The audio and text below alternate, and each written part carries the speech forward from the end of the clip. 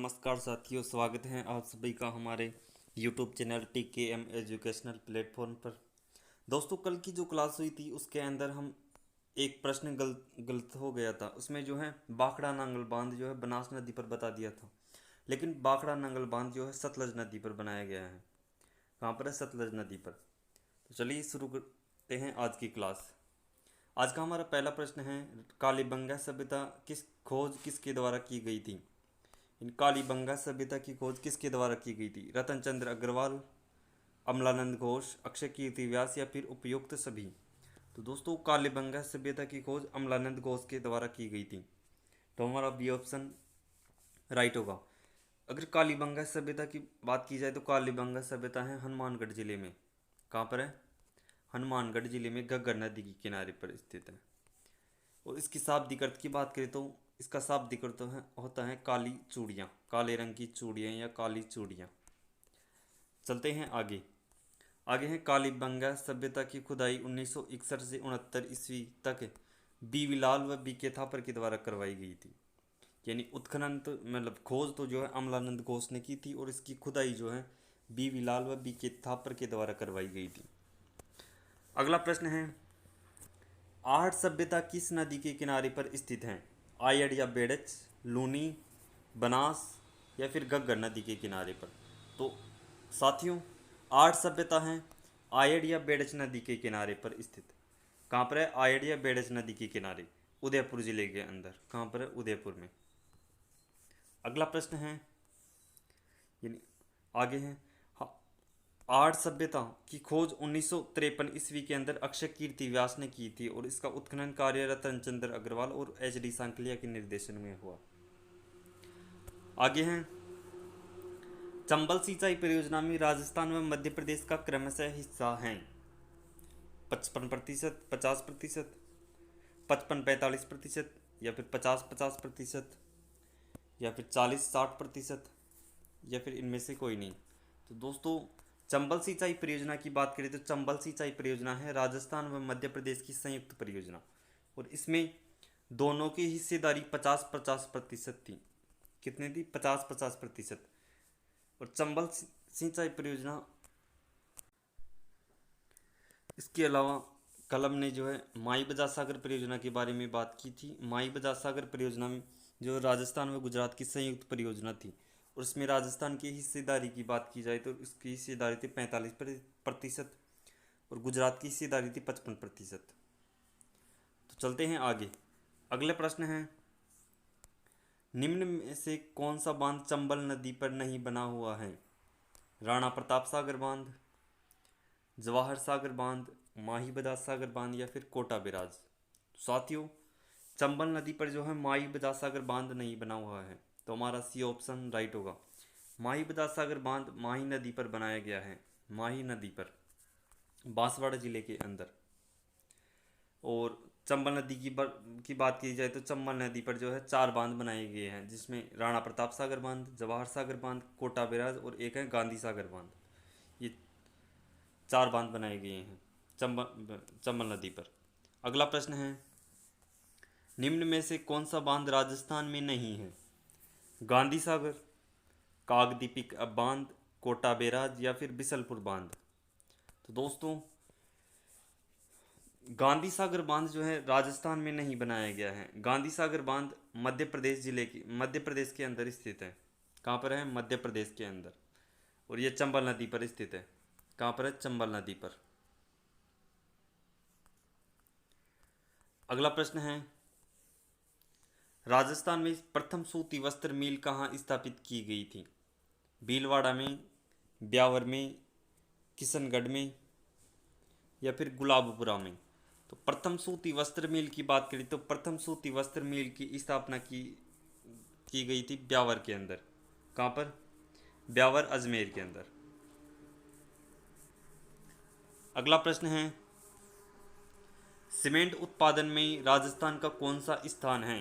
प्रथम, द्वितीय, तृतीय या फिर चतुर्थ? साथियों, सीमेंट उत्पादन में राजस्थान का आंध्र प्रदेश के बाद देश में दूसरा स्थान है, तो हमारा बी ऑप्शन राइट होगा। और प्रथम सीमेंट कारखाने की बात करें तो प्रथम सीमेंट कारखाने की स्थापना लाखेरी बूंदी में, कहाँ पर, लाखेरी बूंदी में सन 1915 के अंदर की गई थी। चलते हैं अगले प्रश्न की ओर। अगला प्रश्न है, पक्षियों का स्वर्ग कहा जाता है रणथंभौर को, केवलादेव को, सरिस्का को या फिर मुकुंदरा को। तो दोस्तों पक्षियों का स्वर्ग कहा जाता है केवलादेव को, केवलादेव गना पक्षी राष्ट्रीय उद्यान को, जो कहाँ पर स्थित है, भरतपुर के अंदर। और इसमें जो है सर्वाधिक साइबेरियन क्रेन के लिए प्रसिद्ध है, यह सर्वाधिक साइबेरियन क्रेन के लिए प्रसिद्ध है। अगला प्रश्न है, खेजड़ी को राज्य वृक्ष कब घोषित किया गया, 31 अक्टूबर 1983 को, 10 अक्टूबर 1983 को, 15 जनवरी 1980 को या फिर 10 मई 1981 को।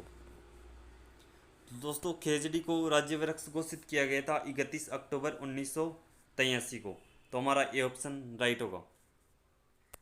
अगला प्रश्न है, निम्न में से आदिवासियों का कल्प वृक्ष कहा जाता है, महुआ को, रोहिड़ा को, डाक या पलास को या फिर तेंदू को। तो आदिवासियों का कल्प वृक्ष कहा जाता है महुआ को, ए ऑप्शन राइट होगा। महुआ से जो है शराब का उत्पादन किया जाता है। और आदिवासियों का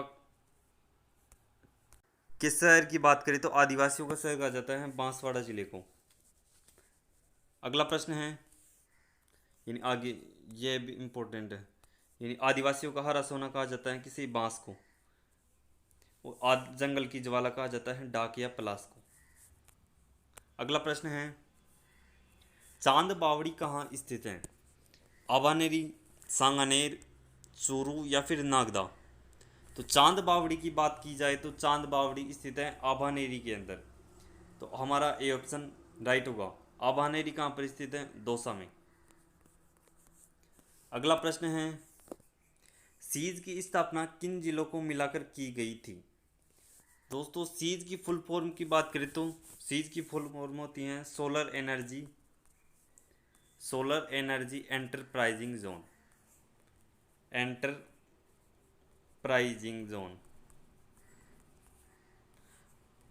और इसकी स्थापना जो की गई थी वो जोधपुर, जैसलमेर व बाड़मेर, इन 3 जिलों को मिलाकर की गई थी, तो हमारा बी ऑप्शन राइट हो जाएगा। चलते हैं अगले प्रश्न की ओर। अगला प्रश्न है, राजस्थान का पहला सुपर थर्मल पावर प्लांट कहाँ स्थापित है, गंगानगर में, बीकानेर में, हनुमानगढ़ में या फिर जैसलमेर में।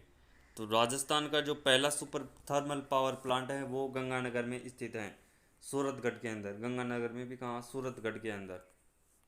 अगला प्रश्न है, पंचायती राज संस्थाओं का कार्यकाल होता है 3 वर्ष का, 5 वर्ष का, 6 वर्ष का या फिर 7 वर्ष का।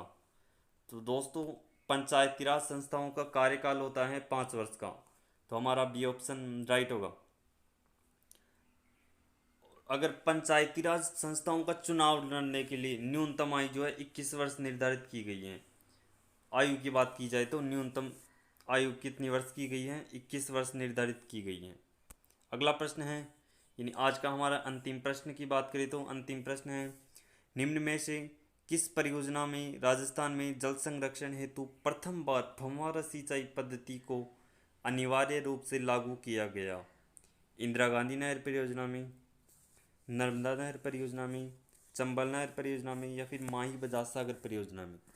तो दोस्तों जब फव्वारा या बूंद बूंद सिंचाई परियोजना की बात की जाए तो वो लागू की गई थी नर्मदा नहर परियोजना के अंदर, तो हमारा बी ऑप्शन राइट हो जाएगा। और नर्मदा नहर परियोजना से राजस्थान की जालोर व बाड़मेर जिले को सिंचाई सुविधा प्राप्त होती है, जालोर व बाड़मेर जिलों को। और नर्मदा नहर परियोजना में फव्वारा सिंचाई या फिर बूंद बूंद सिंचाई परियोजना लागू की गई थी। तो आज के लिए इतना ही, मिलते हैं अगले वीडियो में, तब तक के लिए धन्यवाद। अगर वीडियो अच्छा लगे तो वीडियो को लाइक करें, शेयर करें और चैनल को सब्सक्राइब करें। और इन सब प्रश्नों की PDF प्राप्त करने के लिए आप हमारे Telegram channel TKM educational platform को ज्वाइन कर सकते हैं। धन्यवाद।